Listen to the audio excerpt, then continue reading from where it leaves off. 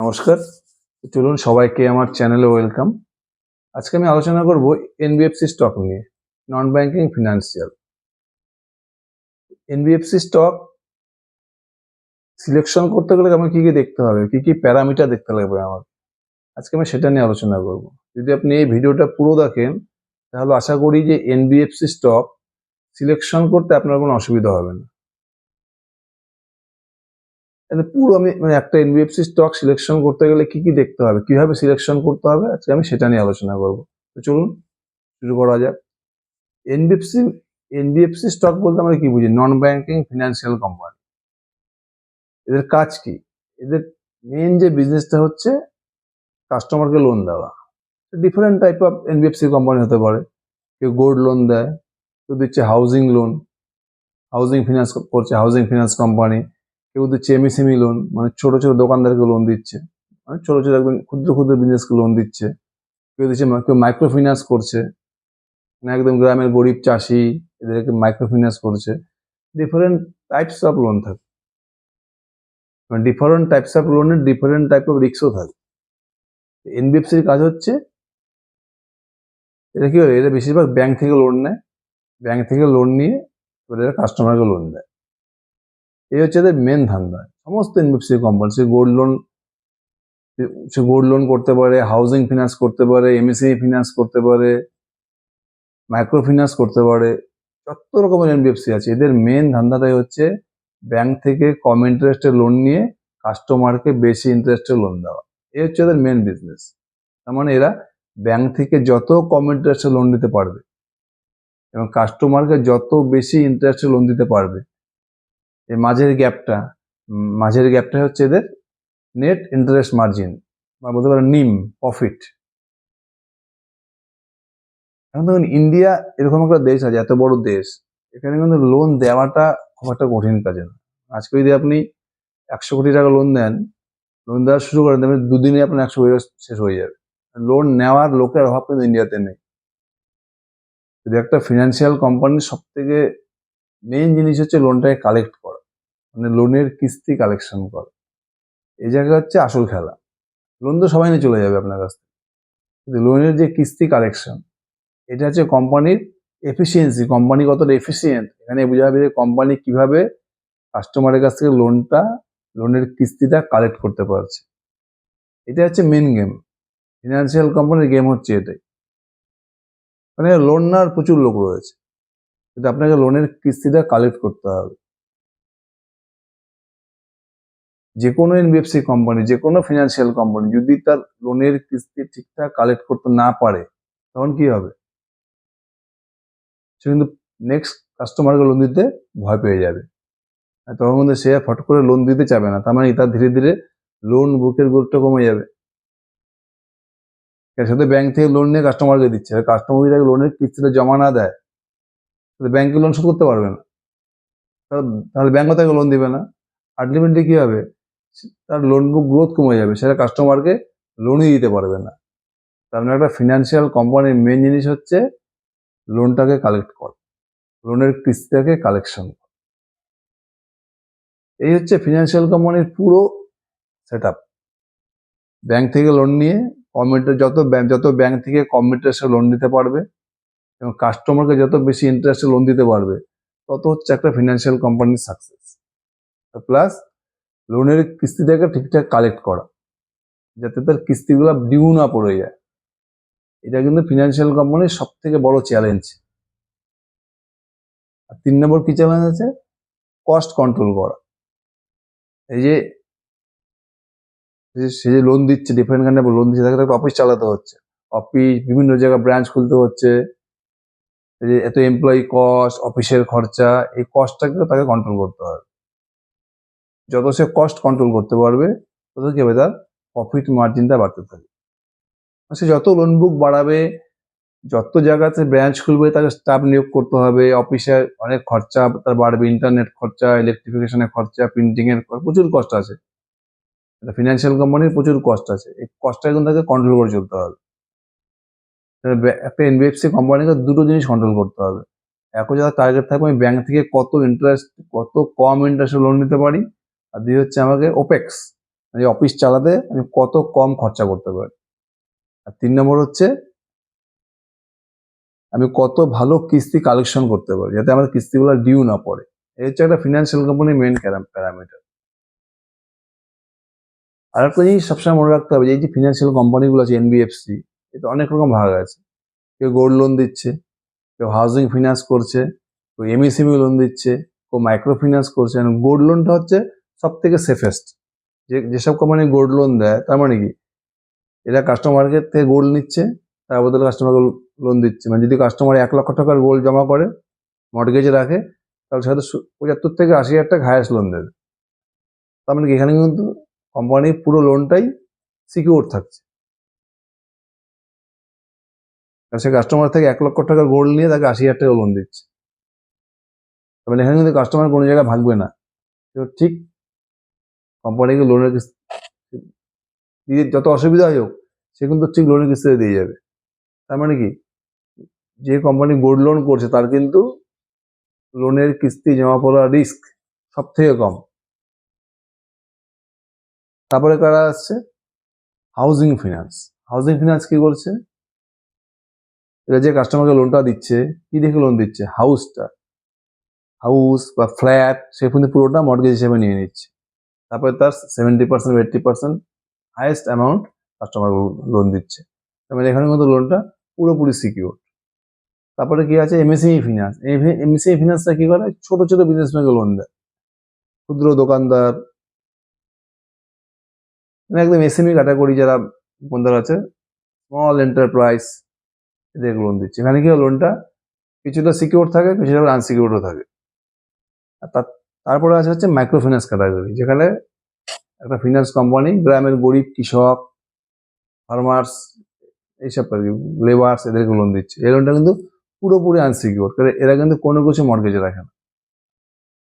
এই জন্য এখানে কি হচ্ছে, রিস্ক সব থেকে বেশি, যদি এবার ইল্ডও বেশি, এটা কিন্তু কাস্টমারকে প্রচুর ইন্টারেস্টও চার্জ করে।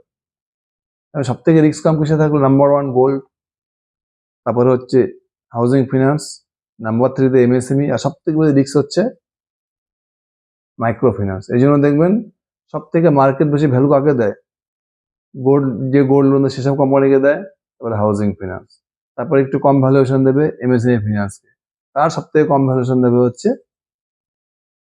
Micro finance company. তো চলুন এখন আমি আলোচনা করবো যে একটা এনবিএফসি স্টক সিলেকশন করতে গেলে আমাকে কি কি প্যারামিটার দেখতে হয়। ফার্স্ট, নাম্বার 1 প্যারামিটার হচ্ছে এইউএম গ্রোথ, মানে লোন বুক গ্রোথ। আপনাকে দেখতে হবে যে আপনি যে ফিনান্স কোম্পানিটাকে দেখছেন সেই কোম্পানিটার লোন বুক কি করে গ্রোথ করছে। মনে করুন আপনি একটা হাউজিং ফিনান্সেস অ্যানালাইজ করছেন, স্টক সিলেকশন করবেন, তখন আপনাকে দেখতে হবে যে হাউজিং ফিনান্সের যে কোম্পানিগুলো আছে তার মধ্যে সব থেকে বেশি রেটে কোন কোম্পানি লোন বুক গ্রোথ করেছে। এতে বিজনেসের ধান্দাটা হচ্ছে লোন দেওয়া, যত কাস্টমারকে লোন দিতে পারবে তত তার বিজনেস বাড়বে। ফার্স্ট প্যারামিটার হবে হচ্ছে এইউএম গ্রোথ, সব থেকে কোন কোম্পানিটা বেশি স্পিডে লোন বুক গ্রোথ করছে।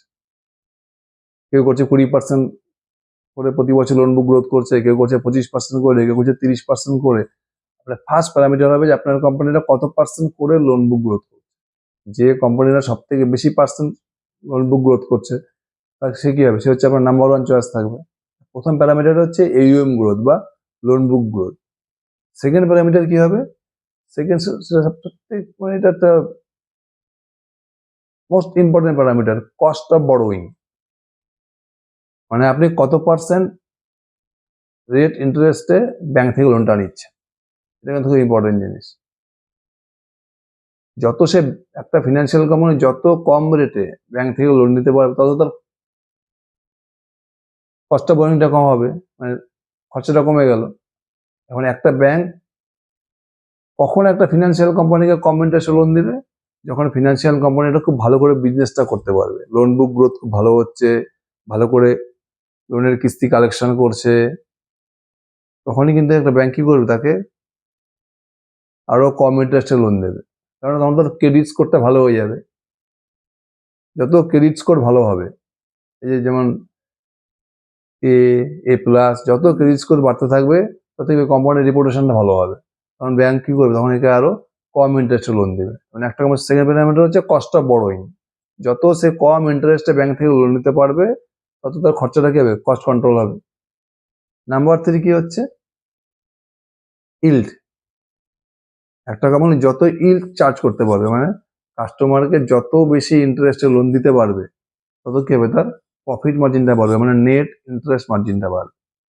তাহলে একটা ফিনান্সিয়াল কোম্পানির টার্গেট হচ্ছে ব্যাংক থেকে যত কম ইন্টারেস্টে লোন নেওয়া আর কাস্টমারকে যত বেশি ইন্টারেস্টে লোন দেওয়া।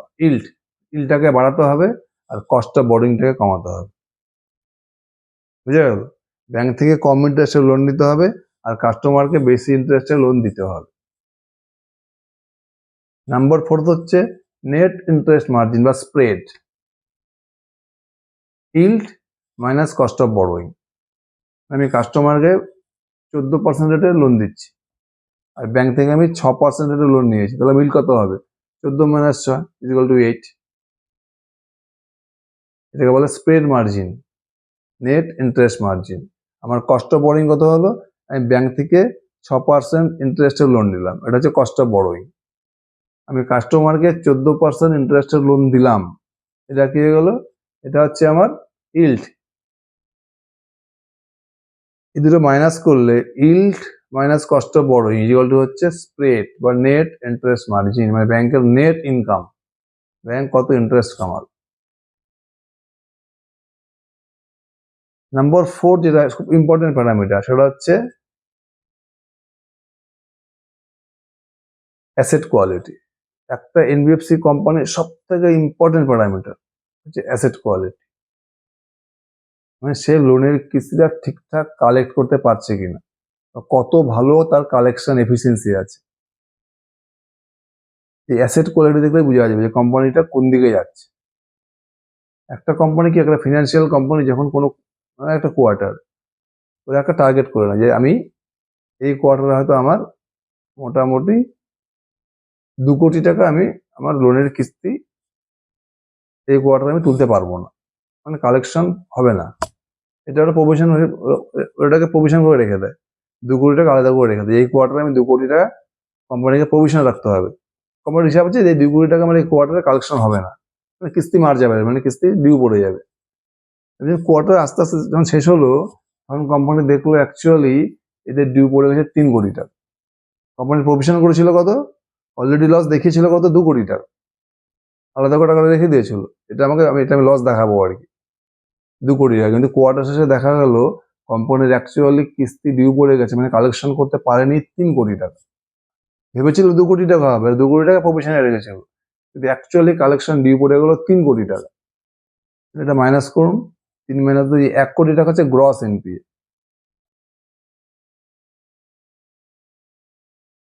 বুঝে গেল কথাটা, মানে কোম্পানি ভেবেছিল 2 কোটি টাকা এদের কিস্তি জমা মানে পাবে না, লোনের যে কিস্তিটা তুলতে পারবে না 2 কোটি টাকা, অ্যাকচুয়ালি কত হয়ে গেল, 3 কোটি টাকা হয়ে গেল। ভেবেছিল 2 কোটি, কিন্তু অ্যাকচুয়ালি কিস্তি ডিউ পড়ে গেল 3 কোটি টাকা। 3 কোটি টাকা হচ্ছে গ্রস এনপিএ। এই গ্রস এনপিএ 3 কোটি টাকা হলো, আর প্রভিশন কত করেছিল 2 কোটি টাকা, এই দুটো মাইনাস করলে কত হচ্ছে 1 কোটি টাকা। এই টাকাটা হচ্ছে নেট এনপিএ। মানে কোম্পানির খুব ইম্পর্টেন্ট প্যারামিটার হচ্ছে গ্রস এনপিএ আর নেট এনপিএ। এই দুটো যত কমবে, এই দুটো যদি যত কমতে থাকবে তত হচ্ছে একটা ফিনান্সিয়াল কোম্পানি বেটার, মানে কোম্পানিটা ভালোর দিকে যাচ্ছে। এই দুটো প্যারামিটার যত বাড়তে থাকবে তত বুঝতে হবে কোম্পানি কিন্তু খারাপের দিকে যাচ্ছে। মনে হচ্ছে 5 স্টার বিজনেস, এমএসএমই লেন্ডার, আজ থেকে 2 থেকে 2.5 বছর আগে দেখুন 5 স্টার বিজনেস 35% 40% করে লোন বুক গ্রোথ করতেছিল, অ্যাসেট কোয়ালিটি খুব ভালো ছিল। তারপরে কি হলো, 2024-25 ইয়ারে এদের ফট করে অ্যাসেট কোয়ালিটি খারাপ হতে লাগলো, মানে গ্রস এনপিএ নেট এনপিএ বাড়তে লাগলো। এটা বাড়তে বাড়তে কি হয়ে গেল, এখন কোম্পানি কিন্তু লোন বুক গ্রোথে চলে গেল। অ্যাসেট কোয়ালিটি যখন খারাপ হয়ে যাবে তখন কিন্তু লোন বুক গ্রোথও চলে যাবে। তখন তখন কোম্পানির কনফিডেন্স কমে যাবে না। যখন একটা কোম্পানির অ্যাসেট কোয়ালিটি খারাপ হতে থাকে, মানে লোনের কিস্তি কালেকশন হচ্ছে না, তখন তো কোম্পানি নতুন লোন কি করলো, নতুন লোন কিন্তু অত অ্যাগ্রেসিভ ভাবে বাড়াতে সে ভয় পাবে। তাকে তো আবার ব্যাংকের লোনটা শোধ করতে হচ্ছে, ব্যাংকের থেকে টাকা নিয়ে কাস্টমারকে লোন দিচ্ছে, সে যে লোন দিচ্ছে সে যখন টাকাটা লোনের কিস্তি কালেক্ট করতে পারছে না, তখন সে তো নতুন লোন দিতে ভয় পাবে না, সে তো অ্যাগ্রেসিভ হতে পারবে না। 5 স্টার বিজনেসের কি হলো দেখুন, একটা সুন্দর একটা দুর্দান্ত কোম্পানি ছিল, হট করে অ্যাসেট কোয়ালিটি খারাপ হওয়া শুরু হলো ওদের। সাউথ ইন্ডিয়াতে কিছু কর্ণাটকের কিছু অর্ডিন্যান্স জারি করলো গভর্নমেন্ট, তারপরে এদের কালেকশন করতে অসুবিধা হয়ে গেল। এবং লাস্ট 2024-25 কিন্তু 5 স্টার বিজনেসের অবস্থা খুব খারাপ হয়ে গেছে, লোন বুক গ্রোথ চলে গেছে, অ্যাসেট কোয়ালিটি খারাপ হয়ে গেছে। মানে অ্যাসেট কোয়ালিটি খারাপ হওয়া মানে গ্রস এনপিএ নেট এনপিএ বেড়ে যাওয়া, এটা হচ্ছে একটা ফিনান্সিয়াল কোম্পানির সব থেকে অ্যালার্মিং কল আর কি। এরপরে বুঝতে হবে, যদি অ্যাসেট কোয়ালিটিকে কোম্পানি কন্ট্রোল করতে না পারে, যদি অ্যাসেট কোয়ালিটি খারাপ হতে থাকে, মানে গ্রস এনপিএ নেট এনপিএ বাড়তে থাকে, তাহলে বুঝতে হবে কোম্পানি কিন্তু যদি কন্টিনিউটা হতে থাকে, সমানে বেড়ে যাচ্ছে গ্রস এনপিএ নেট এনপিএ, তাহলে বুঝতে হবে কোম্পানি কিন্তু লোন বুক গ্রোথও চলে যাবে। যখনই আপনার অ্যাসেট কোয়ালিটি খারাপ হয়ে যাবে, লোন বুক গ্রোথ কমে যাবে, তখন কিন্তু আপনি যে ব্যাংক থেকে লোন দিচ্ছেন এজ এ ফিনান্সিয়াল কোম্পানি, সে কিন্তু আপনার ইন্টারেস্ট চার্জে বাড়িয়ে দেবে। একটা ফিনান্সিয়াল কোম্পানি খুব ভালো কাজ করে, তার অ্যাসেট কোয়ালিটি ভালো হচ্ছে, গ্রস এনপিএ নেট এনপিএ কমে যাচ্ছে, তখন সে যে ব্যাংক থেকে লোন নেয় সেগুলো তার ইন্টারেস্টটা কমিয়ে দেয়, তার ক্রেডিট রেটিংটা ভালো হয়ে যায়।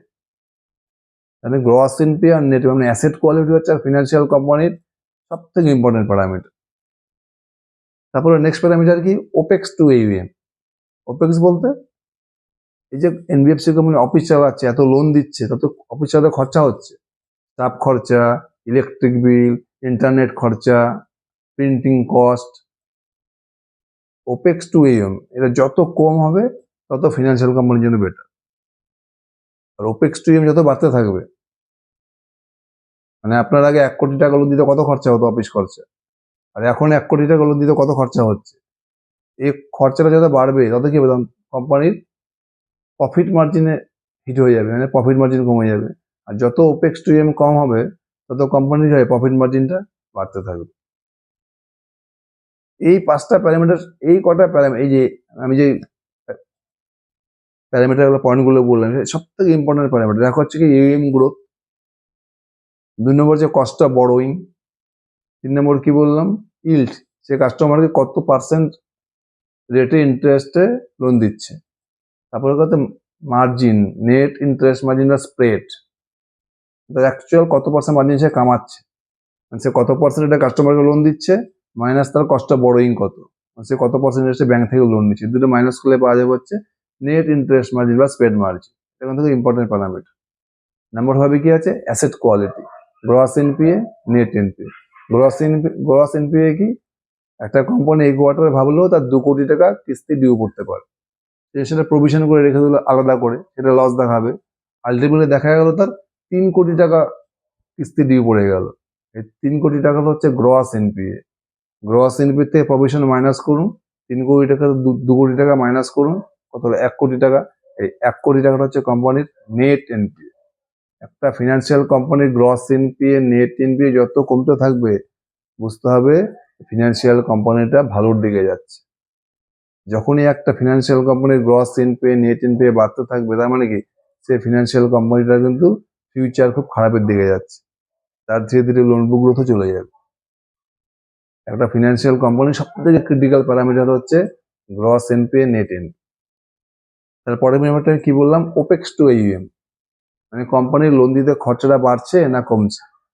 মানে গত বছর আমাকে 1 কোটি টাকা লোন দিতে আমার অফিস খরচা কত হয়েছিল ওপেক্স, এই বছরে 1 কোটি টাকা লোন দিতে আমার অফিস খরচা কত হচ্ছে।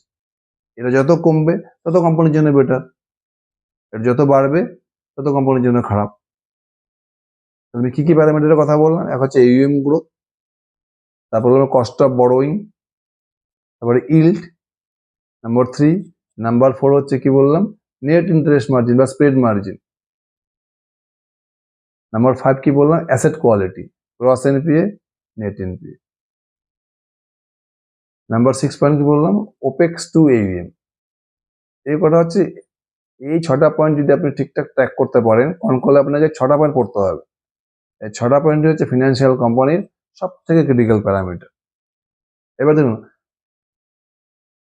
সবাই কি বলে যে ফিনান্সিয়াল কোম্পানির ROE আপনাকে দেখতে হবে। যখনই আপনার স্প্রেড মার্জিন বেড়ে যাবে, আপনি বেশি ইল চার্জ করবেন, আপনার কস্ট অফ বড়োয়িং কমে যাবে, আপনার AUM গ্রোথ বেশি হবে আর ওপেক্স টু AUM কম হবে এবং অ্যাসেট কোয়ালিটি কমতে থাকবে, অটোমেটিক আপনার ROE বাড়তে থাকবে, ROE বাড়তে থাকবে, মানে আপনার রিটার্ন অফ অ্যাসেটও বাড়বে, রিটার্ন অফ ইকুইটিও বাড়বে।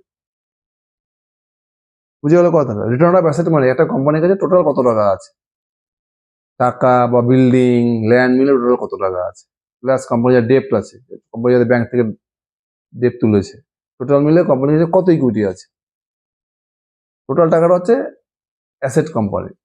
এই অ্যাসেটের উপরে কোম্পানি কত প্রফিট আর্ন করতে পারছে, এটাকে বলে ROA। আর ROEটা কি? রিটার্ন অফ ইকুইটি, মানে কোম্পানির কাছে যত টোটাল অ্যাসেট আছে তার থেকে ডেপ্টটাকে মাইনাস করতে হবে, যে টাকাটা থাকলো ওটা হচ্ছে শেয়ার হোল্ডার ইকুইটি। আজকে কালকে যদি কোম্পানি বন্ধ হয়ে যায়, কোম্পানির টোটাল এই টাকাটাই থাকবে, কোম্পানির টোটাল ক্যাশ বিল্ডিং ল্যান্ড মিল, কোম্পানির টোটাল যত অ্যাসেট আছে, নেটওয়ার্থ, কোম্পানি নেটওয়ার্থ, এটার সঙ্গে যদি আপনি ডেপ্টটাকে মাইনাস করে দেন, কোম্পানির ডেপ্ট কত আছে, টোটাল যে টাকাটা থাকবে হচ্ছে কোম্পানির ইকুইটি। এই ইকুইটির উপরে কোম্পানি কত কিভাবে প্রফিট, কতটা ভালো প্রফিট করতে পারছে, দ্যাট মিনস ROE। ROE হচ্ছে টোটাল অ্যাসেটের উপরে প্রফিট, আর ROEটা হচ্ছে শুধু ইকুইটির উপরে প্রফিট। একটা কোম্পানির ROE কখন বাড়বে? যখন কোম্পানির লোন বুক গ্রোথ বাড়বে, যখন কোম্পানির গ্রস এনপিএ নেট এনপিএ কমবে, কস্ট অফ বড়োইং কমবে, আর ওপেক্স টু AUM কমবে। আর কি কি বাড়বে?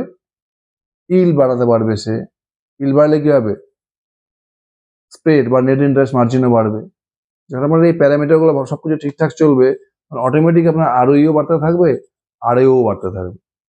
মানে ROE আর ROEটা হচ্ছে এন্ড রেজাল্ট।